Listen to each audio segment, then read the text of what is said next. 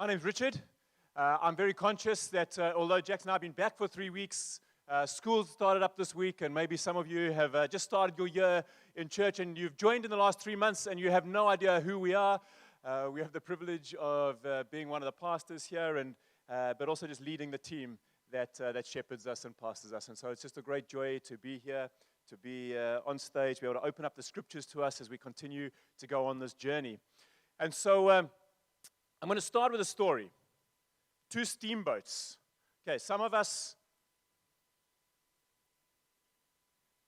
might remember traveling on them. Others of us, we have to go into our imagination and try and figure out what a steamboat is. But effectively, it's this vehicle that goes on water that is generated by burning stuff and creating steam, and that powers you forward, all right? And so there were 2 steamboats on the Mississippi River going to New Orleans.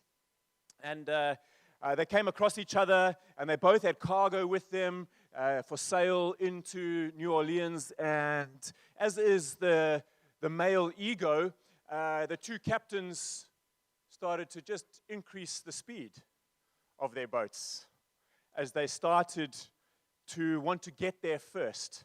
And so, as only can happen in broken humanity and in our male egos, a race ensued. And it was all going very well for a little while, and then one started to drop off quite a bit, and they realized that they did not have enough to burn to create the steam to keep up at that speed. And as they were dropping back, the captain said, "This is no good," and decided to start burning the cargo to create and generate the steam. And so as they were throwing in the cargo, he picked up speed again and ended up beating the other boat into New Orleans. But by the time he got there, he had none of his cargo with him, the purpose of the trip. I wonder how many of us are like those steamboat drivers that are burning up our cargo as we go on this destination in order to try and keep up with other people, in order to try and make it to the destination ahead of someone else, but not truly understanding the value of what we're doing on the journey. And we're busy burning up our marriages. We're busy burning up our children. We're busy burning up the way we steward our wealth. We're busy burning up our relationships. And one day we'll get to stand there and say, "Hey, I got there." And people will say, "Well, what do you have to offer?" And all we've got is a burnt-out life with nothing to show for it. As we have started 2023, we have just come and tried to find something more of the pace of Jesus. We've tried to find what it is to live wisely in 2023. What does it look like to steward a life that we can move along at a pace that is both sustainable, but also as we go on this journey, we have cargo to offer. We have healthy marriages to offer those that are maybe struggling in their marriage. We have healthy children to offer to those that are maybe not getting it right in their parenting and child relationship. We have a model of relationships and friendships that is working to be able to offer those that don't. We have a model in terms of how we're handling our finances and living within our means to offer those that are burning up at a rapid rate. What does it look like? And so we decided that we'll do a couple of weeks just looking at the wisdom books. And so the Bible is a collection of writings, and these writings do a whole bunch of things. We can't read every book of the Bible with the same perspective or the same lens. It all points to Jesus, absolutely, but they're written for different purposes. So some are just a narrative and historical story. Some is poetry. And so we read those words, not necessarily as literal, but they give us pictures of what life can be. But there are 3 books which are designated as wisdom literature. And that is the Proverbs, Ecclesiastes, and Job. And these 3 books are written that actually we've got to read them collectively, not just on their own. And so when we read Proverbs, it's actually this kind of like this sharp young intellect who has a whole lot of statements that make sense of life.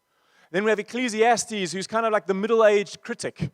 You start to get a bit wearisome, and you've learnt a few things along the way, but you haven't yet lived your full life, and that's Ecclesiastes. And that's what we looked at last week, and I encourage you that if you missed last week, please do listen to the message so that you can listen collectively to what we're saying over the 4 weeks of this wisdom series. And then Job, which we haven't got to, is kind of the old-aged, weathered man who has seen some stuff in his day and just has some sage advice. And when we read these all together, there is wisdom for how we can live today that we don't get caught up in this race, busy burning through the things of value as we go on the journey.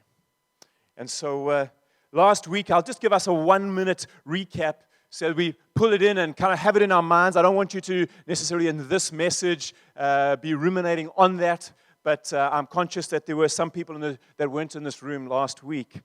And so Ecclesiastes just has this perspective. And the main perspective of Ecclesiastes that the author is trying to, or the teacher is trying to bring across is this, that time, all of us are subject to it, and nothing really changes. We can climb on a mountain today.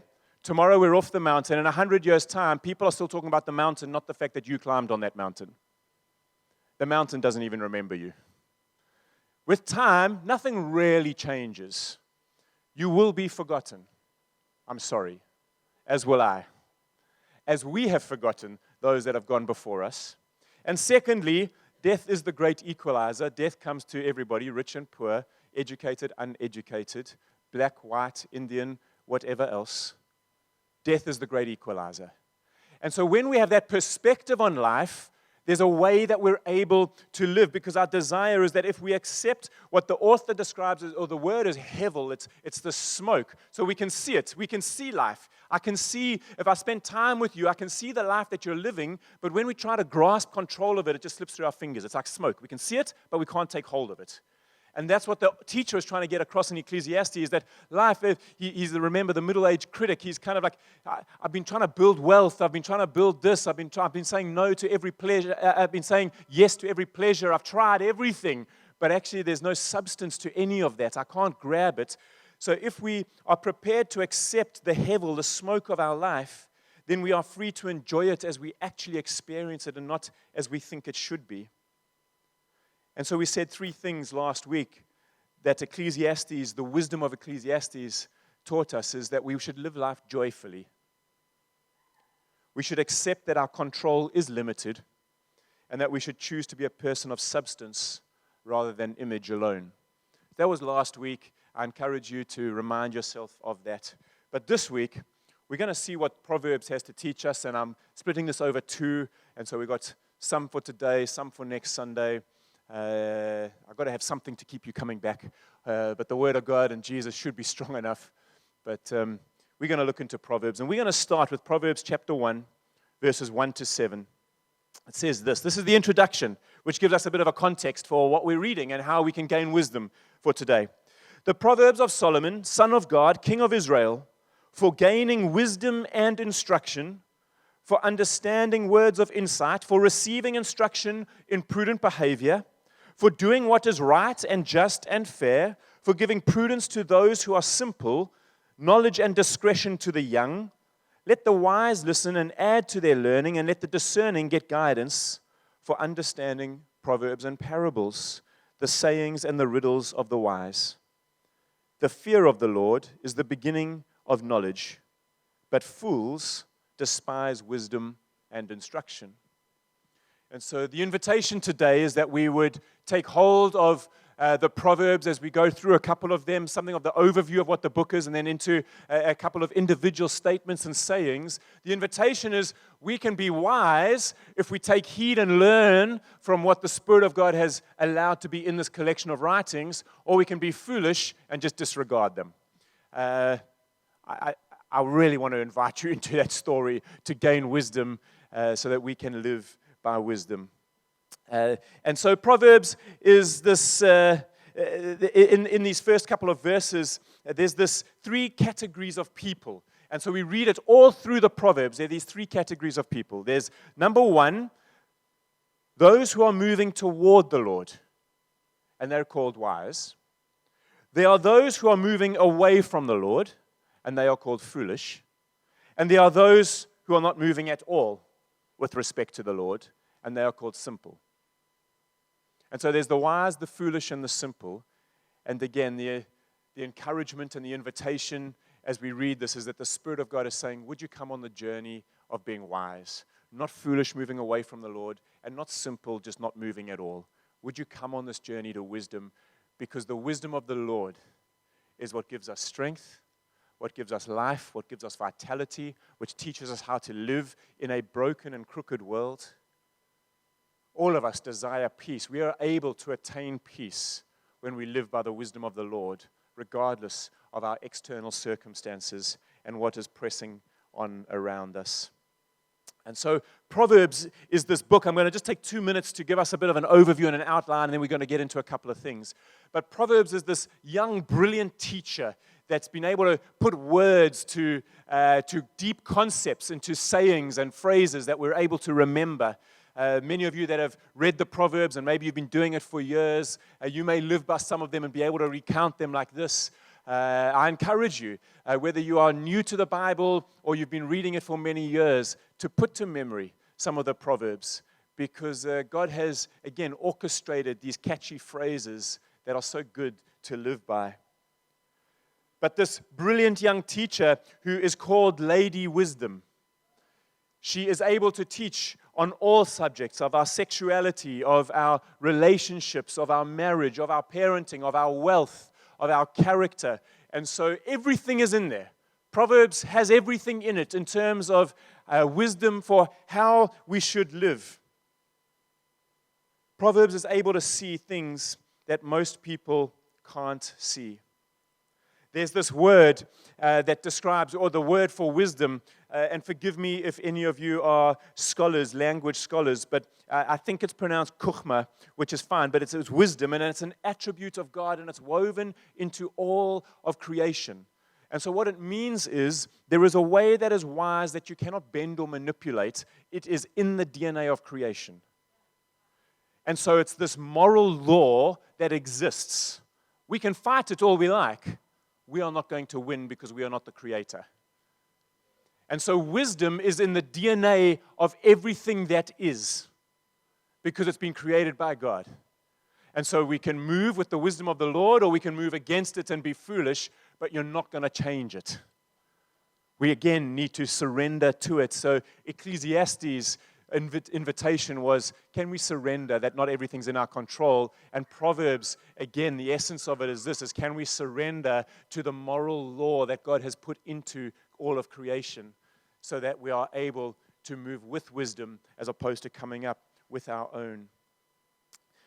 But also in this Jewish thought, kuchma isn't just some impersonal force, it is an attribute of God. And therefore, for us to know this law, this morality, is not just something that we can come up with in our human minds. It's about surrendering to God, because it is a personable force, not an impersonable force. It is from our Creator, and therefore the only way we can truly know wisdom is to know God.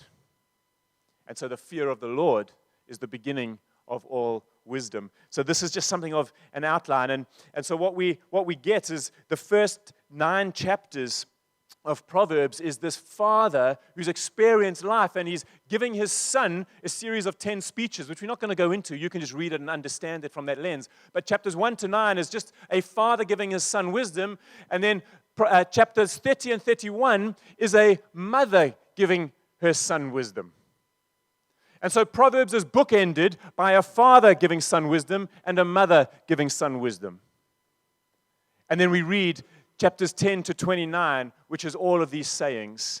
And it kind of makes sense in this, that actually what we are today when we come before the Proverbs, we are to come with a childlike disposition, being able to learn from a father and a mother, being able to learn from those that have gone before us, being able to learn from those that have greater wisdom and experience of what it is to truly live life.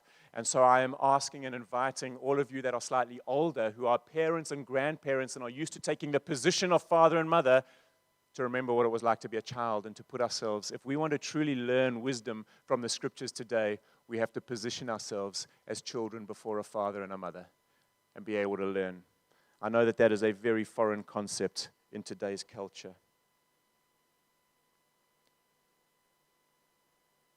Proverbs has this outcome when we read collectively all the Proverbs. And so as Ecclesiastes had an outcome, so Proverbs does, and it's this.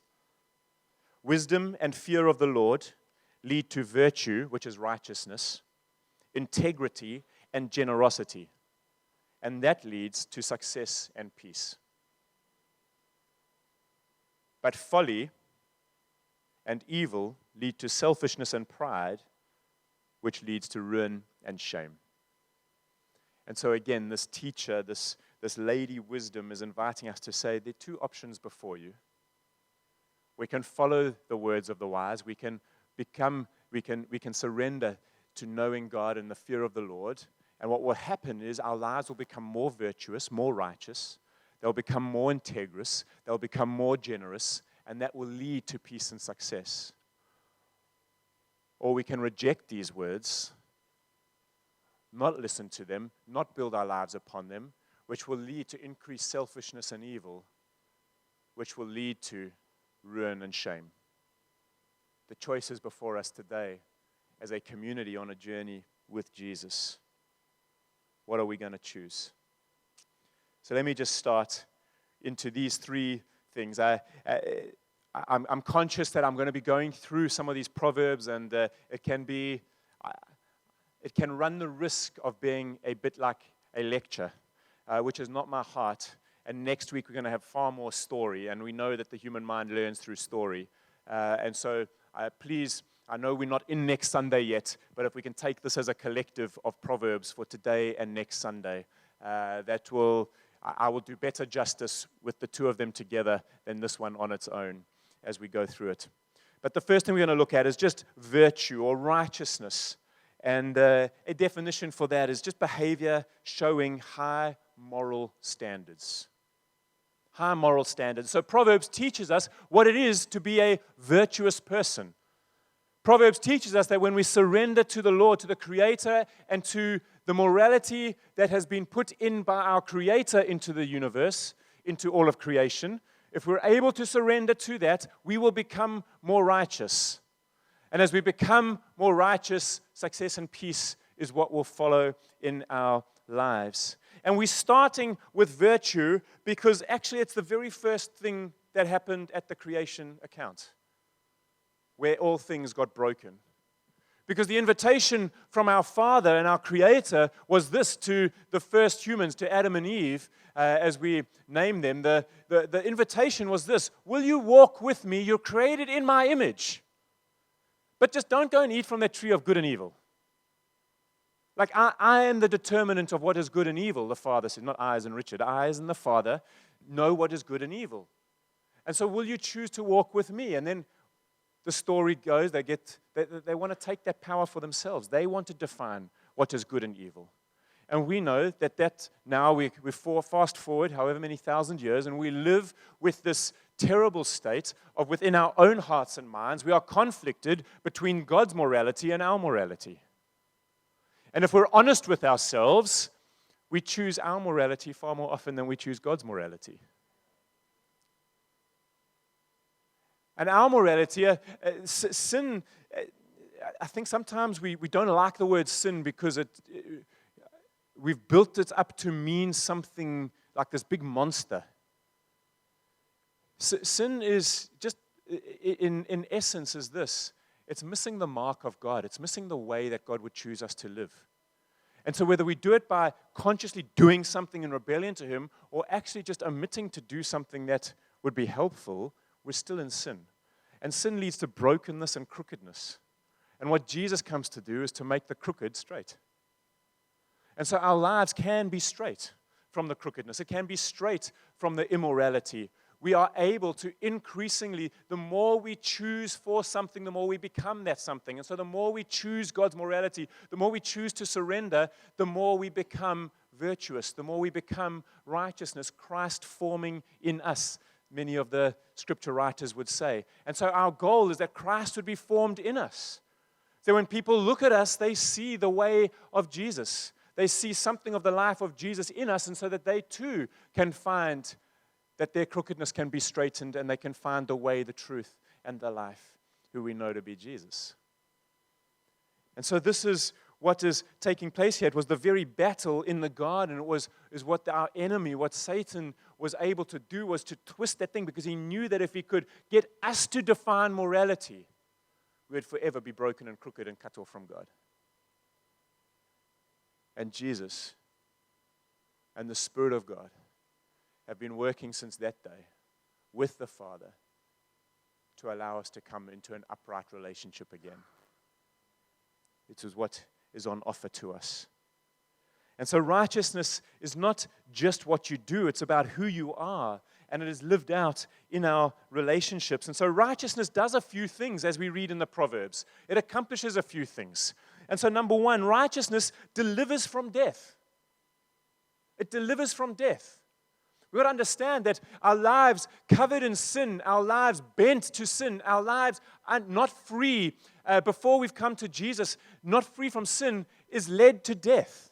That is what our life looks like. Everything we do is around our own morality. It's around our own decision-making. It's around our own brokenness. And we wonder why we can't find peace in life. Righteousness delivers us from death. Proverbs 10 verses 2 and 3 says this, treasures gained by wickedness do not profit, but righteousness delivers from death. The Lord does not let the righteous go hungry, but he thwarts the craving of the wicked. And so righteousness delivers us from death. Number two, righteousness is blessedness. This is not a word that we use very often in our language today, being blessed. I know blessed, we can kind of go bless you, bless you, bless you. But this is living under the Father's blessing, a blessedness from heaven. It is fundamentally different to when we in our brokenness try to bless people. And so again, surrendering to God and His ways, what happens when we do that and we grow in our virtue, we grow in our righteousness, when Christ is formed in us, we grow in living under the favor of our Father, the blessing of our Father. I mean, who knows, just on a very simple basis, those of us that are privileged enough to have children, we know that it is far easier for us to bless our kids when they are obedient than when they are not. And I know that I cannot put our Father in heaven in the same manner as us, because all of our own brokenness and wickedness comes into those relationships. But likewise, there is something of us being in His image. There is something by the Spirit of God that allows us to model something of what it is to be a father. And so it is when we gain wisdom. Proverbs 10, 11, and 12 says this, the mouth of the righteous is a fountain. Oh, wait, I've gone too far. Sorry. Proverbs 10, verses 6 and 7. Blessings are on the head of the righteous, but the mouth of the wicked conceals violence. The memory of the righteous is a blessing, but the name of the wicked will rot. John and I have the privilege and the pain of doing many memorial services or funerals. And it is an incredible privilege when the person for whom we are doing the memorial has lived under the blessing of the Father, our Heavenly Father's hand. The memory is so much easier to speak about and to celebrate and to do those things. And then we have the pain of those that have not come to know Jesus, and the dysfunction often that has resulted in family relationships, and coming up into the memorial and we sitting with the families. Those can be very, very testy and difficult times as we hear stories of unloving fathers and mothers and siblings and the complications that go with that. And this is what Proverbs is saying. Blessings are on the head of the righteous, but the mouth of the wicked conceals violence. The memory of the righteous is a blessing, but the name of the wicked will rot. And so Proverbs, again, it's just saying that what is the moral law that's out there in the DNA of all creation? It's just telling you what will be. We are invited to live in a particular way, so as to whether we choose to be wise or simple or foolish. Number 3, righteousness gives life. Proverbs 10, 11, and 12 says this, the mouth of the righteous is a fountain of life, but the mouth of the wicked conceals violence. Hatred stirs up strife, but love covers all offenses. And so what we have with righteousness, with this thing, virtue, it's this being able to make decisions in Christ's likeness as Christ is formed in us, is this, that righteousness delivers us from death, righteousness gives us blessing, and righteousness gives us life. And so not only are we free, are we delivered from death, and therefore just kind of like in survival mode, free from death. It also teaches us how to live a blessed life and how to live life itself. This is the invitation, again, of the wisdom of Proverbs. And so how do we become righteous? Well, we know there is this one called Jesus Christ. As the Jewish, the Israelites knew that they knew their God, and so the attribute of wisdom is personable. It's found in a person. It's not just something that you can read in a book. It's coming to know this God. And so how do we gain this wisdom? How do we become righteous? Well, it's in being able to give our lives to Jesus. And then by His Spirit, then Jesus is able to be formed in us. And day by day, we're able to make more and more decisions which are wise, more and more decisions which lead to righteousness. And that becomes increasingly our habit. Ideas become thoughts, and thoughts become actions, and actions become behavior, and behavior becomes character. But if we're not sitting, giving thought, and allowing the ideas of Proverbs to form within our minds, if we're never allowing them to take root, if you only hear them from me this morning and don't go home and allow that and sit on that and allow the Spirit of God to take that word and plant it in you, the likelihood is the idea will never develop into a thought, and therefore the thought into an action, the action into behavior, and behavior into character. It takes time. The pace of Jesus is a lot slower. It's not burning through our marriages, burning through our kids, burning through our relationships, burning through our workplaces. If we want to know the pace of love, it's a lot slower than we're living.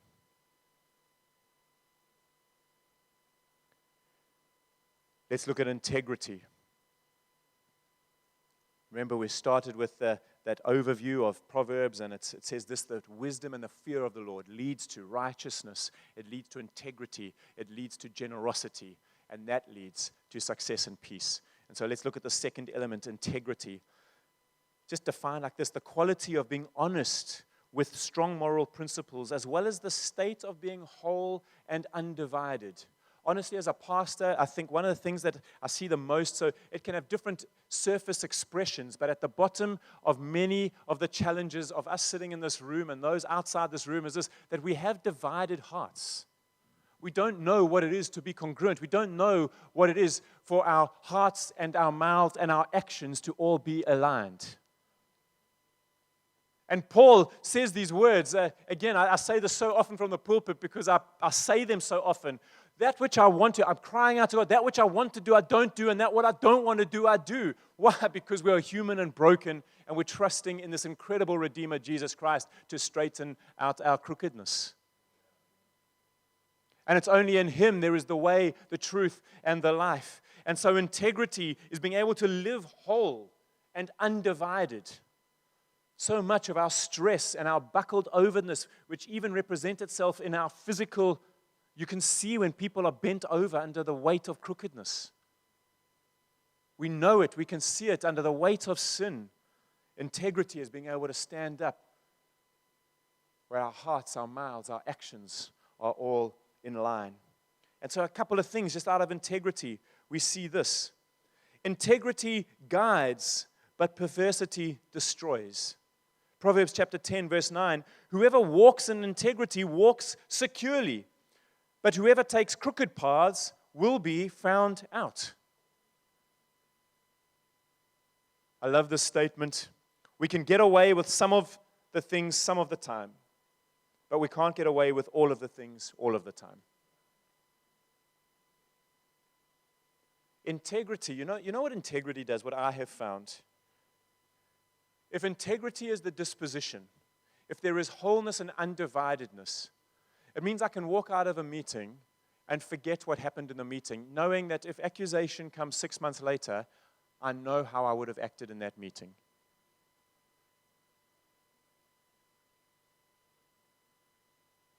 And so we get to walk free.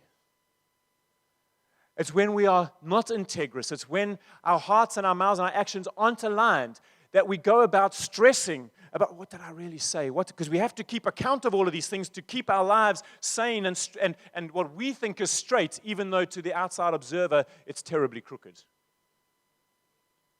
And so we live under the stress of not being honest. We live under the stress of having crooked lines. We live under the stress of, I acted this way in this meeting, and I acted this way in this meeting. And they're two opposed ways. I acted kindly to my kids when I was here on the church property in front of people while they were watching. And as I was at home with my wife in another room, I treated my kids very differently. Non-integrity. I sat in a work meeting and I had this person that I don't particularly like in front of me, but I showered them with blessing and praise. And then I go into another meeting with somebody that I trust and I slander that person.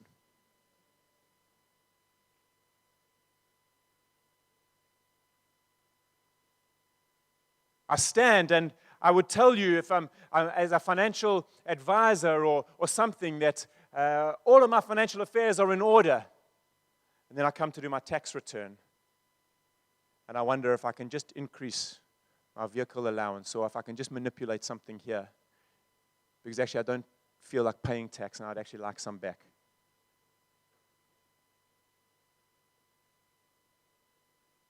Integrity guides us. Perversity destroys us. Secondly, integrity is the undivided self. Proverbs 27, verse 19. As in water, face reflects face, so a man's heart reveals the man. Are we who we say we are? And that's the journey of walking with Jesus. And so if I can just lift the heavy off of you, all of us are not fully who we say we are.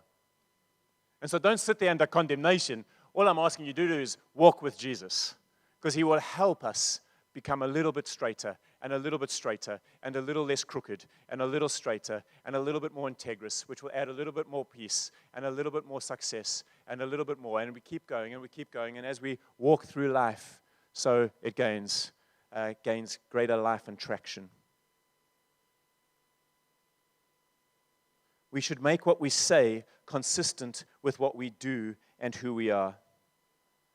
Number 3, integrity creates generational impact. I don't know if you've ever given that thought, but the Proverbs writer says this in chapter 20, verse 7. The righteous man walks in his integrity, and his children are blessed after him.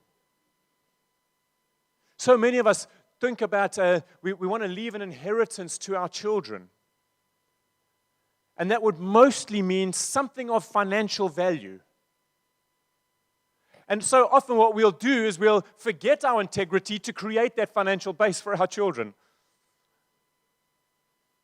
But the wisdom writer says, actually it's our integrity that blesses our children and the next generation.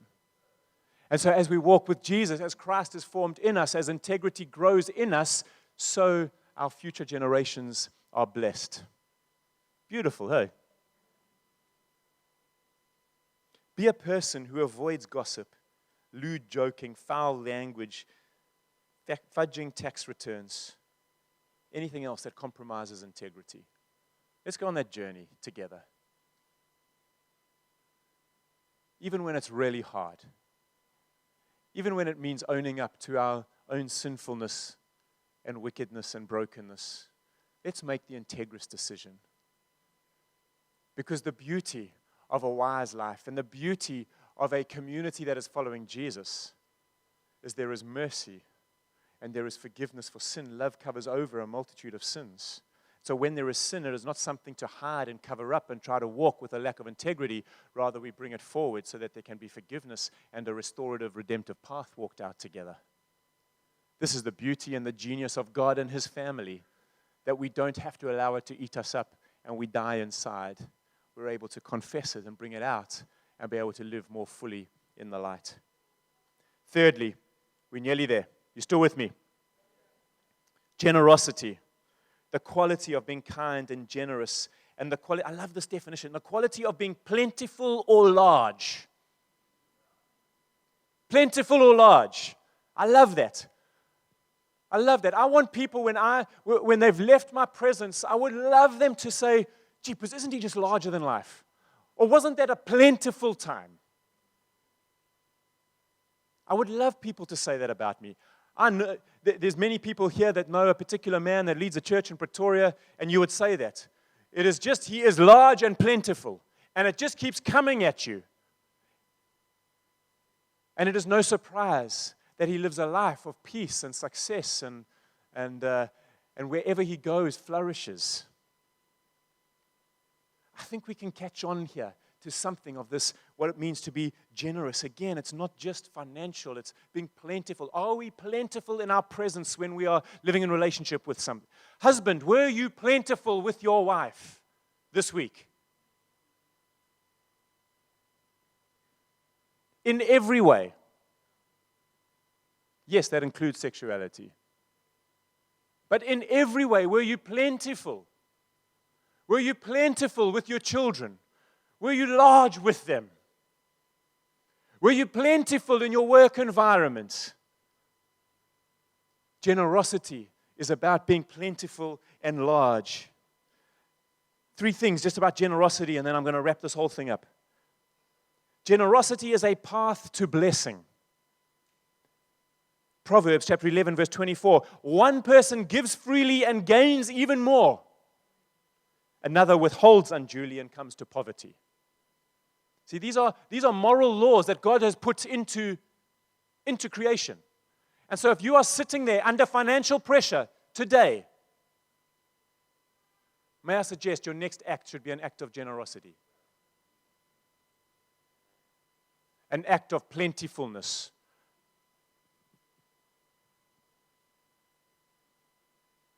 And let's see the moral law of God in creation come to be. We can fight it and try and change it in our own moral code, or we can surrender to it and allow the Father of heaven, through his Son Jesus and by the Spirit of God, start to work miracles. Number 2, generosity is a path to refreshing. Proverbs 11, verse 25 says this: a generous person will prosper. Whoever refreshes others will be refreshed. I love this. Generosity is a path to refreshing. Who needs refreshing? Listen, after the last couple of years, all of us need refreshing. We are so privileged. I am as refreshed as I can remember ever being, and that is largely due to 3 months sabbatical. I get that, and not everyone can take a 3-month sabbatical. However, as I said 2 weeks ago, if you are able to, do it. Because there are some things that God can only do in you over time.